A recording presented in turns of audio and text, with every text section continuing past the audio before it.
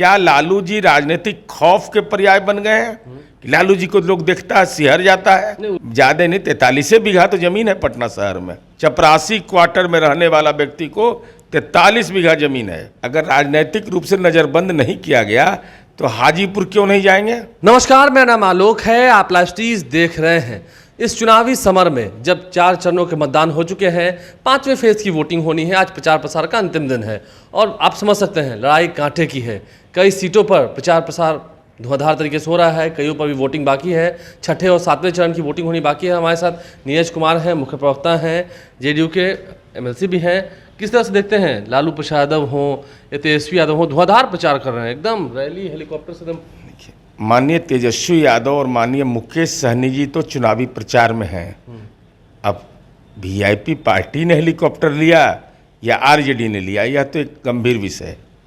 ऐसा नहीं हो सकता है कि अति पिछड़ा का शोषण करने की मानसिकता रही है। हो सकता है कि परमुंडे फलहार हो रहा हो, मुकेश सहनी जी की पार्टी हेलीकॉप्टर हायर की हो और तेजस्वी जी उसका इस्तेमाल कर रहे हो।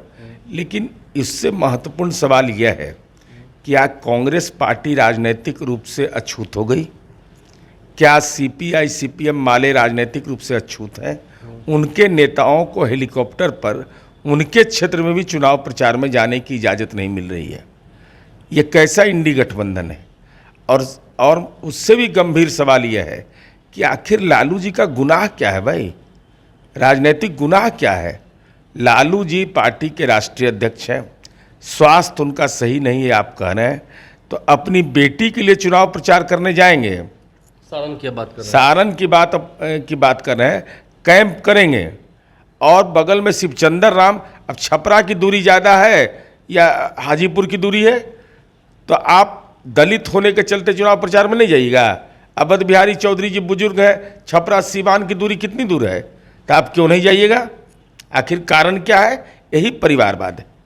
इसी परिवारवाद पर आरोप हम लगा रहे हैं। लालू जी को रोका जा रहा है इस तरह से, राजनीतिक रूप से नज़रबंद कर दिया है। तो तेजस्वी यादव जी को यह बताना चाहिए क्या लालू जी राजनीतिक खौफ के पर्याय बन गए हैं कि लालू जी को लोग देखता है सिहर जाता है? नहीं, उनको तो लोग गरीबों का मसीहा कह रहे हैं। अगर वैसा तो हम चाहते हैं कि सब गरीब वैसा ही हो जाए।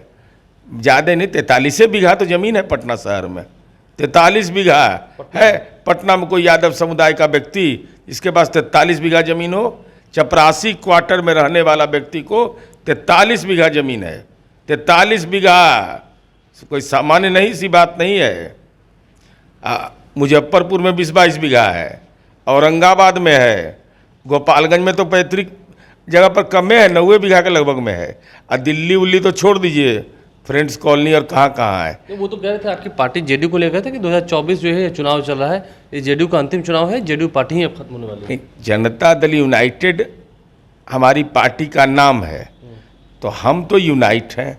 हम खत्म हो जाएंगे इसकी भविष्यवाणी आप कर रहे हैं, लेकिन हमारी भविष्यवाणी तो, आपका तो भविष्यवाणी भविष्य के में है, क्या होगा नहीं होगा। लेकिन ये बिहार में जो हम लोगों ने भविष्यवाणी की थी कि 2005 से लेकर अब तक आपको सत्ता नहीं नसीब होगा जब तक हम नहीं साथ होंगे। तो हमारा भविष्यवाणी तो सच साबित हुआ। आपका तो सब भविष्यवाणी 2005 से फर्जी साबित हो रहा है। क्या लगता है इस बार क्या मुकाबला कड़ा देख रहे हैं आप? नहीं, कोई मुकाबला नहीं है, कोई मुकाबला नहीं है। कोई भी उस दौर में नहीं जाना चाहेगा जिस दौर में लालू जी की बार बार तेजस्वी यादव यह बोलते हैं कि लालू जी ने संदेश भेजा है, लालू जी ने भेजा है। तो लालू जी ने मूल आधार हैं। तो लालू जी का 118 नरसंहार, और हम तो कहते हैं कि जिसको लालटेन का वोट देना है दे दीजिए, मर्जी आपकी लोकतंत्र में। लेकिन एक अनुरोध जरूर करेंगे, 41 डिग्री 43 डिग्री का टेम्परेचर अभी चल रहा है, अपने घर का बिजली का कनेक्शन कटवा दीजिए। कहिए भाई नीतीश जी का बिजली दिया हुआ है, मोदी जी का, हम इस बिजली में नहीं रहेंगे, हम ललटेन को वोट देंगे। तो उनके घर के लोग ही, उनकी पत्नी, उनके बच्चे, उनके परिवार, उनका राजनीतिक इलाज कर देंगे।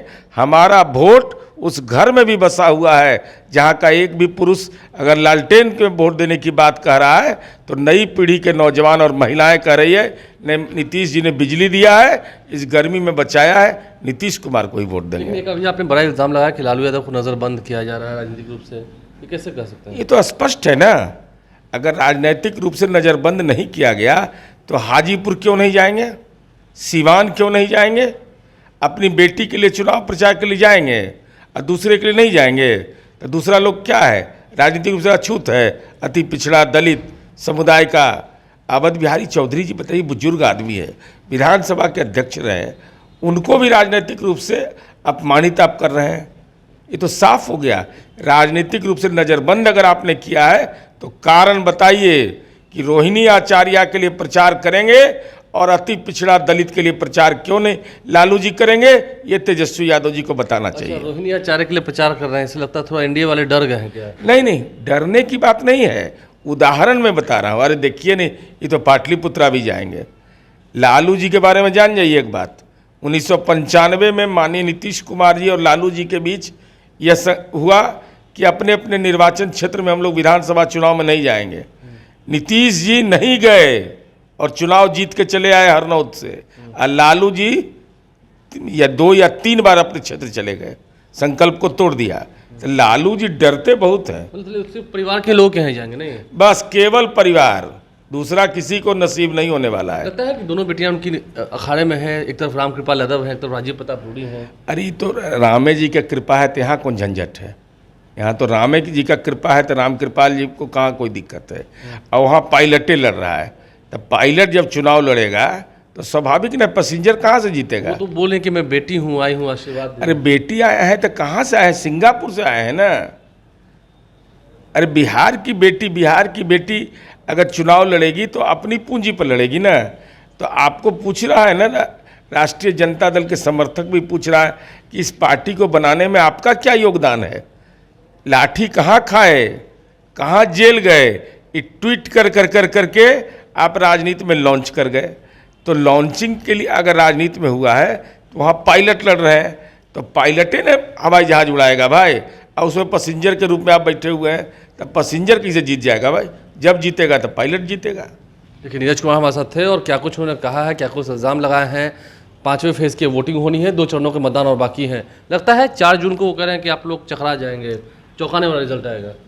देखिए 2019 में भी ये चकरा नहीं गए थे, इनका माने राजनीतिक संतुलन बिगड़ गया था। इसमें तो कह रहे हैं कि चौंका देंगे नहीं, हम बता रहे हैं ना। अरे भाई चौका ही कैसे मारेंगे? ये क्रिकेट में भी एक्स्ट्रा प्लेयर रहे, एक्स्ट्रा प्लेयर कहीं चौका लगाता है? अरे तो हमको आदत लगा हुआ जीतने का, हम जीतेंगे। आदत लगा हुआ है जीतने का, जीतेंगे एनडीए के लोग दावा कर रहे हैं। नीरज कुमार मुख्य प्रवक्ता पार्टी के हमारे साथ थे, क्या कुछ उन्होंने कहा है आपने सुना है। हमारे चैनल को सब्सक्राइब कर लें, साथ साथ फेसबुक पेज भी लाइक करें। धन्यवाद।